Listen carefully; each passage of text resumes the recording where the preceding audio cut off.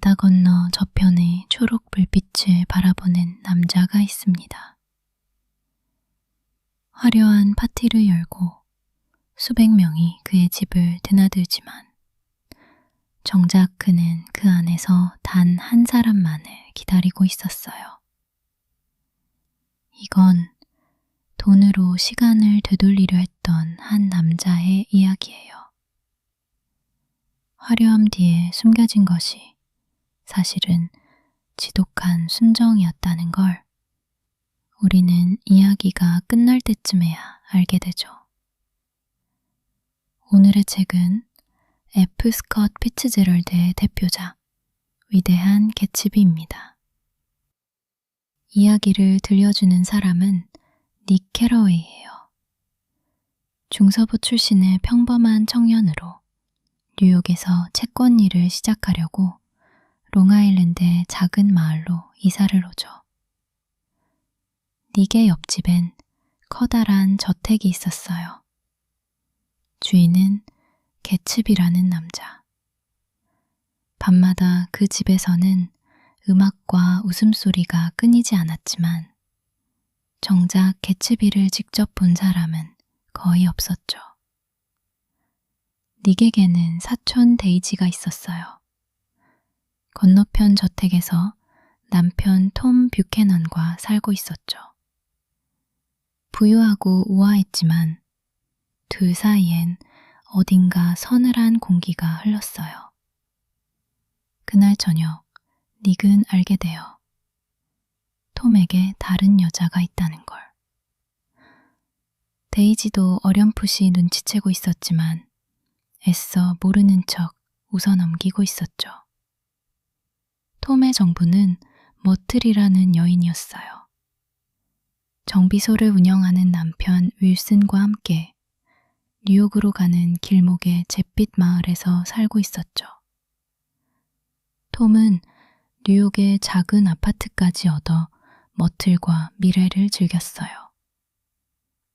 닉은 얼떨결에 그 자리에 초대되어 이 위태로운 관계를 가까이서 지켜보게 되죠.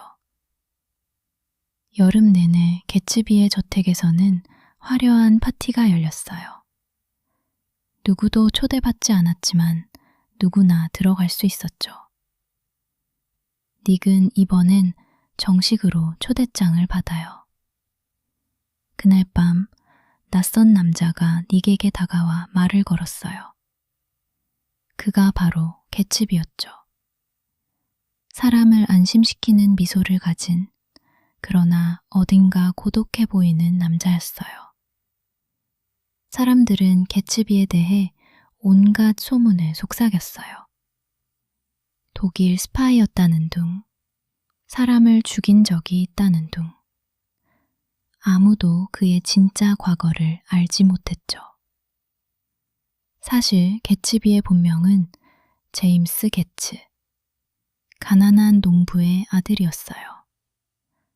하지만 그는 자기 자신을 완전히 새로 만들어냈죠.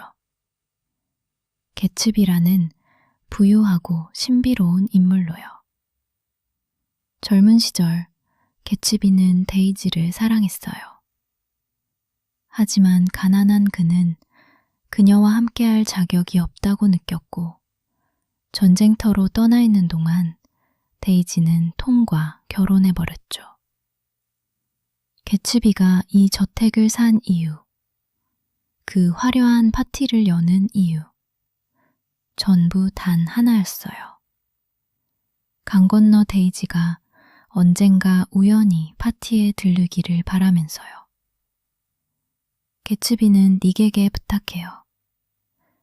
데이지를 자기 집 티타임에 초대해달라고.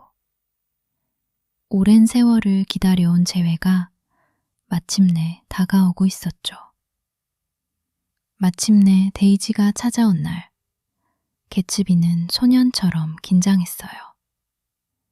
두 사람은 오랜만에 마주 앉았고 어색한 침묵 끝에 눈물이 흘렀죠. 개츠비는 데이지에게 화려한 셔츠들을 하나씩 꺼내 보여줬어요. 데이지는 그 앞에서 울음을 터뜨리며 말했죠. 이렇게 아름다운 셔츠는 처음 봐요. 닉은 문득 깨달아요. 개츠비가 그토록 바라보던 초록 불빛은 이제 손을 뻗으면 닿을 거리에 있었죠. 하지만 그 순간 불빛이 가진 마법은 조금씩 사라지고 있었어요. 개츠비는 닉에게 이렇게 말해요. 과거는 되풀이할 수 있어요. 데이지가 톰을 사랑한 적이 없었다고 5년 전 그날로 모든 걸 되돌릴 수 있다고 믿었죠. 찌는 듯 무더운 여름날 모두가 뉴욕의 한 호텔 방에 모여요.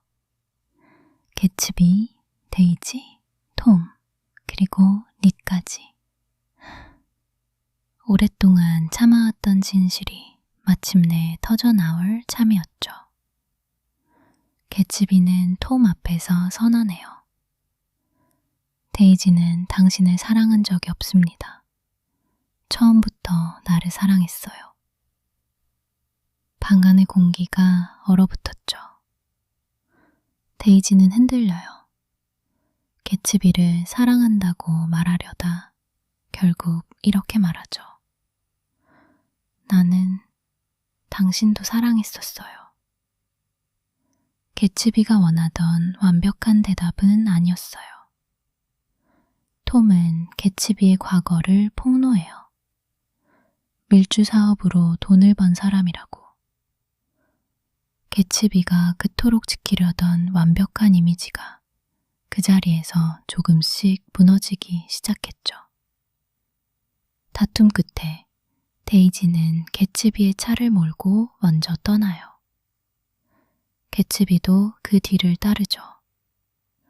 그리고 그 길 위에서 아무도 예상 못한 비극이 기다리고 있었어요. 그 길목, 머틀이 뛰쳐나와요. 남편과 다투다 뛰쳐나온 참이었죠. 달려오는 노란 차를 향해. 그리고 다음 순간 머틀은 그 자리에서 목숨을 잃고 말아요. 사실 그 차를 몰던 건 데이지였어요. 하지만 개츠비는 모든 죄를 자신이 뒤집어 쓰기로 해요. 그녀를 지키기 위해서 마지막까지도요. 그날 밤 개츠비는 데이지의 저택 밖에서 밤새 서성였어요. 혹시 그녀가 위험할까봐. 하지만 그 집 안에서 데이지와 톰은 이미 함께 저녁을 먹고 있었죠. 한편 아내를 잃은 윌슨은 슬픔과 분노에 잠식돼요. 그리고 누군가에게서 그 노란 차의 주인이 개츠비라는 잘못된 말을 듣게 되죠.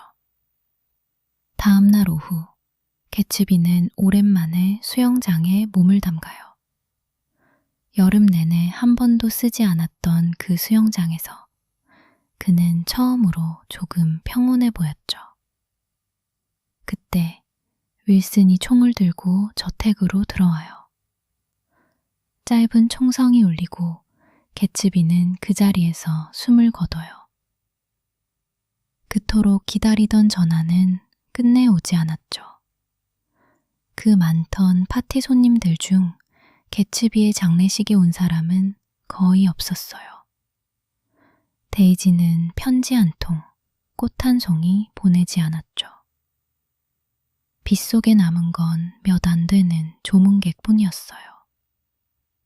장례식에 나타난 이는 뜻밖에도 개츠비의 늙은 아버지였어요. 아들이 어릴 적 적어둔 자기계발 계획표를 자랑스레 보여주며 조용히 눈물을 훔쳤죠. 이 모든 일을 지켜본 닉은 결국 동부 생활을 정리하고 고향으로 돌아가기로 해요. 화려했던 이 세계가 그에게는 더 이상 아름답게 보이지 않았거든요. 위대한 개츠비가 남기는 가장 아픈 장면은 그가 그토록 바라보던 초록 불빛이 처음부터 닿을 수 없는 것이었다는 사실이에요. 데이지가 아니라 어쩌면 이미 지나가 버린 시간 그 자체였는지도 몰라요. 피츠제럴드는 이 이야기로 조용히 되묻습니다. 과거를 그대로 되돌릴 수 있다고 믿는 게 사랑일까요? 아니면 집착일까요? 개츠비는 끝까지 그 답을 알지 못한 채 떠났죠. 소설은 이렇게 끝에 맺어요. 그렇게 우리는 물살을 거슬러 나아가는 배들처럼 끊임없이 과거로 떠밀려 가면서도 계속 앞으로 나아간다. 어쩌면 우리 모두 그 배 위에 타고 있는 건 아닐까요? 닿을 수 없는 불빛을 향해 평생을 달려간 한 남자의 이야기. 답은 내리지 않은 채 오늘은 여기서 마칠게요.